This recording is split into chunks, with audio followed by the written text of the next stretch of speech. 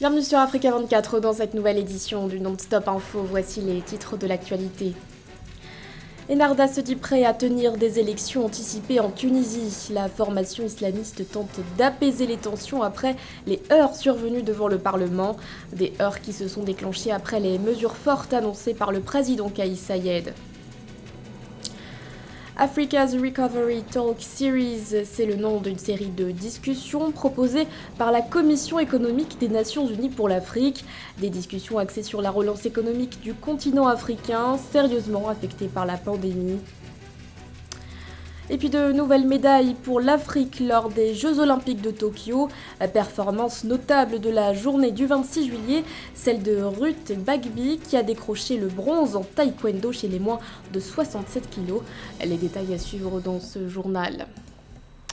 Mais tout d'abord, l'Afrique du Sud au chevet du Mozambique. Le pays d'Afrique australe va envoyer près de 1500 militaires pour aider les autorités mozambicaines à lutter contre le terrorisme. Une mesure confirmée par le Parlement sud-africain ce mercredi. Les forces sud-africaines devraient être déployées à Cabo Delgado. Cette province située au nord du Mozambique est confrontée depuis 2017 à une insurrection djihadiste. Outre l'Afrique du Sud, l'Angola, le Botswana mais aussi le Rwanda se sont engagés à déployer des troupes sur place. Un appel pour le bien de la vie démocratique. En Tunisie, le parti Enarda a appelé ce mardi au dialogue national.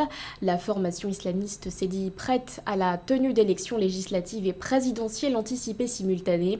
Une déclaration qui intervient après les heurts survenus devant le Parlement. Nathalie Mou. Changement de discours du parti tunisien Ennahda après plus de 24 heures de manifestation devant le Parlement. Dans un communiqué publié ce 27 juillet 2021, Ennahda a appelé au dialogue pour résoudre la crise politique dans le pays. Rappelons que de violentes manifestations embrasent les rues de Tunis depuis le 26 juillet en raison de la suspension pour un mois des activités du Parlement par le président Kais Saied. Le mouvement Nada a en réalité réalisé qu'elle est détestée en profondeur dans la société. Le mouvement, par son instinct de conservation, a réalisé le danger de s'opposer.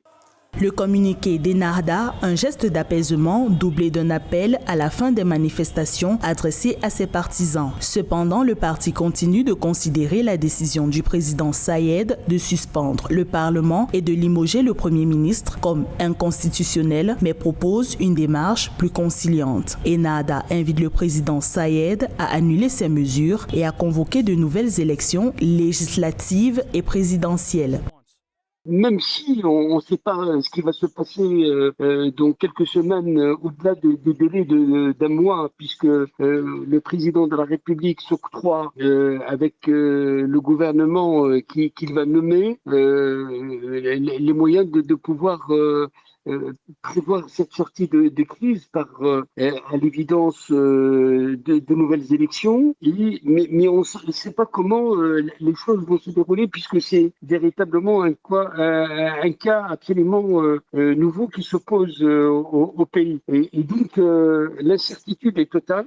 Pour l'instant, la majorité des partis politiques ont critiqué la décision du président Saied comme étant inconstitutionnelle, y compris la coalition Ennahda, Karama Coalition et Kalb Tounes.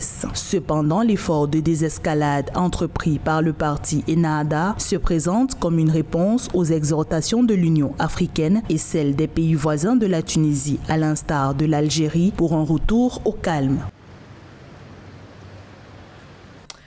Est-ce là les prémices d'une réconciliation nationale? En Côte d'Ivoire, le président Alassane Ouattara a reçu ce mardi l'ancien chef de l'État Laurent Gbagbo au palais présidentiel. Une première depuis la crise post-électorale de 2010-2011. Les deux hommes ont notamment échangé sur le sort des détenus politiques emprisonnés depuis cette crise. Corinne Oné. Après le retour de Laurent Gbagbo le 17 juin 2021 dans son pays, ce premier face-à-face avec son ancien rival, le président Alassane Ouattara, est un second signe d'apaisement de la vie politique en Côte d'Ivoire. Pour l'ex-chef d'État, cela doit se poursuivre avec la libération de tous les prisonniers politiques de la crise post-électorale 2010-2011. Il a bien souligné ce 27 juillet lors du point de presse au palais présidentiel d'Abidjan. En ce qui me concerne, j'ai surtout parlé avec le président, j'ai insisté sur les prisonniers qui ont été arrêtés au moment de la crise de 2010-2011 et qui sont encore en prison. Alors j'ai dit au président, et vous serez d'accord avec moi, que j'étais leur chef de file. Et moi je suis dehors aujourd'hui. Et ils sont en prison. Et j'aimerais que le président fasse tout ce qu'il peut pour les libérer. Malgré les violences de la période de la crise post-électorale et l'exil forcé de 10 ans de Laurent Gbagbo, le mot réconciliation est évoqué par les deux camps depuis son retour en Côte d'Ivoire. Du côté du gouvernement, c'est un impératif, d'où l'annulation de la condamnation de Laurent Gbagbo à 20 ans de prison pour le braquage de la Banque centrale des États d'Afrique de l'Ouest pendant les événements de 2010-2011. Et je crois que c'est surtout le peuple de Côte d'Ivoire qui attendait cela avec beaucoup d'impatience. Maintenant, c'est chose faite. Et je voudrais que nous puissions nous féliciter d'avoir eu cette rencontre qui a été cordiale et fraternelle. Parce que Laurent est mon jeune frère, est mon ami. Bien sûr, il y a eu cette crise qui a créé des divergences, mais cela est derrière nous. Ce qui importe, c'est la Côte d'Ivoire, c'est la paix pour notre pays. C'est, comme dit Laurent, pour nous avancer, aller de l'avant, pour bien sûr nous-mêmes, pour les prochaines générations. Ce 27 juillet, ces deux hommes d'État ont surtout voulu donner l'image d'une Côte d'Ivoire fraternelle, à l'image de cette poignée de main, ces sourires presque complices, symbole d'une réconciliation historique dans ce pays d'Afrique de l'Ouest qui a perdu des milliers de vies au nom des clivages politiques. D'autres rencontres du genre ont été annoncées par le président Ouattara. Le Kenya et le Soudan du Sud suppriment l'obligation de visa pour leurs ressortissants souhaitant se rendre dans les deux pays. Cette mesure, entrée en vigueur ce lundi, a été annoncée par le ministère kényan des Affaires étrangères. Prochaine étape pour les deux États, la signature d'un accord relatif au marché du travail et qui concernera les expatriés. Marie-Raphaël Antolo. Ce 26 juillet 2021, le Kenya et le Soudan du Sud ont annoncé la fin des exigences de visa pour leurs ressortissants visitant l'un des deux pays. Cette décision implique que les Sud-Soudanais voyageant au Kenya et vice-versa auront le droit d'entrer gratuitement à condition d'être munis d'un passeport valide et de remplir les autres conditions de santé pour les voyageurs. Cela constitue une avancée notable dans le cadre de la libre circulation des biens et services dans cette partie de l'Afrique. Faut-il déjà rappeler que des 5 zones de notre espace continental, l'Afrique de l'Est constitue la zone la moins intégrée en tant que telle, liée notamment à des politiques d'austérité conduites par certains États, liées parfois à des questions sécuritaires, notamment l'insurrection sécuritaire avec le mouvement Al-Shabaab en Somalie. Donc une telle mesure va permettre alors de renforcer l'intégration dans cette partie du continent qui reste l'une des parties les moins intégrées en tant que telle. Donc il faut saluer ces décisions des autorités sud-soudanaises et kenyanes. D'après les deux pays, cette décision est conforme au traité établissant le protocole du marché commun de la communauté de l'Afrique de l'Est, un accord prévoyant la libre circulation de la main-d'œuvre et des personnes des États membres. D'après le secrétaire principal des Affaires étrangères du Kenya, Macharia Kamo, la prochaine étape sera de signer un accord de travail qui accordera des privilèges spécifiques aux expatriés. Au-delà des aspects diplomatiques, il faut prendre en compte certaines composantes économiques. Le Sud-Soudan est un État qui est en pleine construction, avec un potentiel géologique et des ressources naturelles très immenses. Le Kenya a donc besoin alors d'un tel accord diplomatique pour pouvoir davantage alors exporter son expertise vers le sud du Soudan en tant que tel. Faut-il par ailleurs aussi rappeler que culturellement, le Kenya reste très proche du sud du Soudan en raison des similitudes communautaires entre les populations qui vivent de part et d'autre de ces frontières. Et au Kenya, notamment à Nairobi, vous avez une forte diaspora sud-soudanaise. Selon le secrétaire principal des Affaires étrangères du Kenya, cette décision est conforme au protocole d'intégration existant au sein de la communauté d'Afrique de l'Est. Par ailleurs, cette dépense de visa pour les citoyens de la République du Soudan du Sud a immédiatement pris effet le 26 juillet après sa publication via un communiqué officiel. Rappelons que l'EAC comprend le Kenya, le Soudan du Sud, l'Ouganda, la Tanzanie, le Burundi et le Rwanda. Dans le reste de l'actualité, l'accord de crédit du Fonds monétaire international en faveur du Burundi, une information confirmée par l'institution dans un communiqué publié ce 27 juillet. Le pays d'Afrique de l'Est va ainsi bénéficier d'une enveloppe de 78 millions de dollars au titre de la facilité de crédit rapide. Cet accord fait suite à une mission virtuelle menée par une délégation du FMI du 23 au 26 juillet. Selon la chef de la mission pour le Burundi, Mamadou Diouf, cet appui financier va ainsi soutenir les efforts des autorités pour faire face aux impacts économiques et sociaux de la pandémie de coronavirus. Pour 2021, les prévisions du FMI sont encourageantes. L'institution prévoit pour le pays une reprise économique modérée. À noter que cet accord doit encore obtenir l'aval de son conseil d'administration. La prospérité de l'Afrique au centre de toutes les attentions lors d'une série d'échanges organisés par la Commission économique des Nations Unies pour l'Afrique.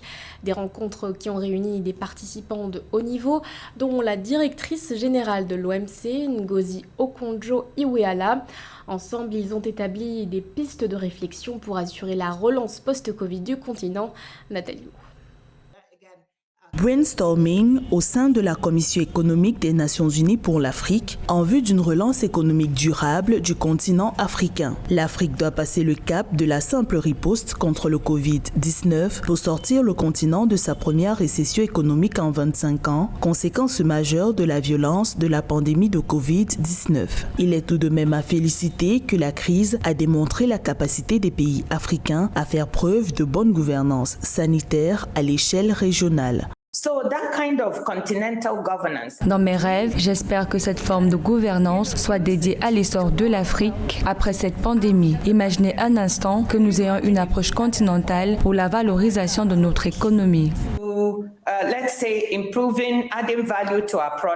L'Afrique regorge d'importantes ressources capables d'impulser son développement en marge de la crise sanitaire. Sur le plan humain, les femmes et les jeunes sont des leviers sur lesquels les investissements en faveur du développement peuvent être dirigés. Autre voie possible pour le relèvement économique de l'Afrique, accroître l'attractivité des industries et du secteur privé.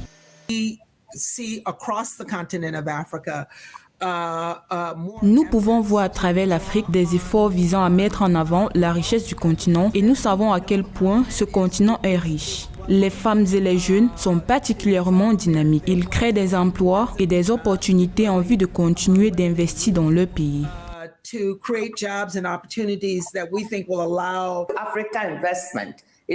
Les investissements consentis par des Africains sont de plus en plus importants et nous devons rendre le climat des affaires favorable aux investisseurs africains. C'est important pour la création des emplois et la valorisation de notre savoir-faire. Je puis vous garantir que nous avons un grand marché qui n'attend que ça.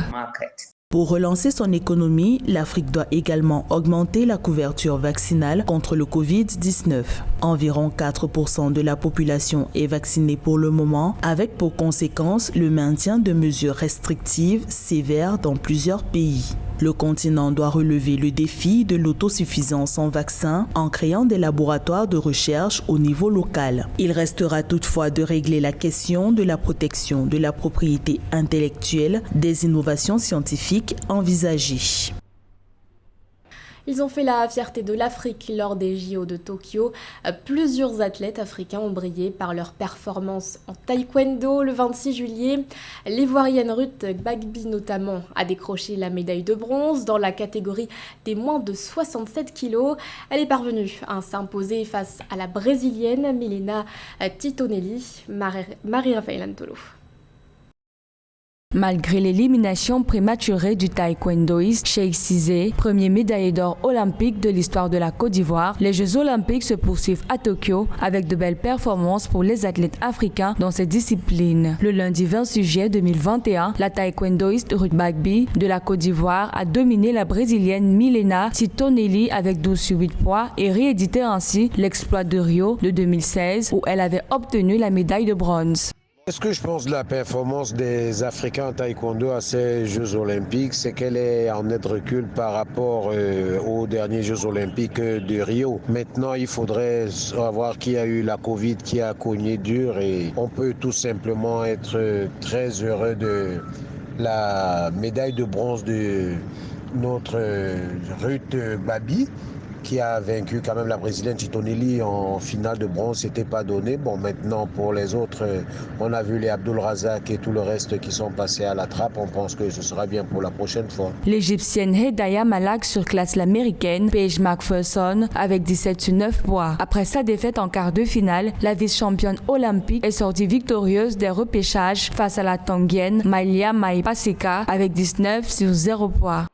Parlant des chances des autres compétiteurs, nous pensons qu'elles sont intactes et maintenant ils ont vu à peu près comment ça s'est passé avec les autres. Je pense que ce sera au niveau de l'entraînement, mais surtout du coaching qu'il faudra faire quelque chose parce qu'il faudra revenir sur le geste parfait, l'acquisition du geste parfait, ce qui n'est pas évident en une journée ou une journée et demie pour ceux qui vont encore passer. Maintenant, ça va être beaucoup plus une question de coaching, c'est-à-dire pouvoir maximiser l'utilisation des aptitudes acquises par les athlètes. Quant à son compatriote Seif Issa, de la catégorie des moins de 80 kg, il a glané le bronze face au Norvégien Richard Ordeman avec 12/4 points. Ce journal a été réalisé par l'ensemble de la rédaction. Merci de votre fidélité. L'actualité continue sur Africa 24.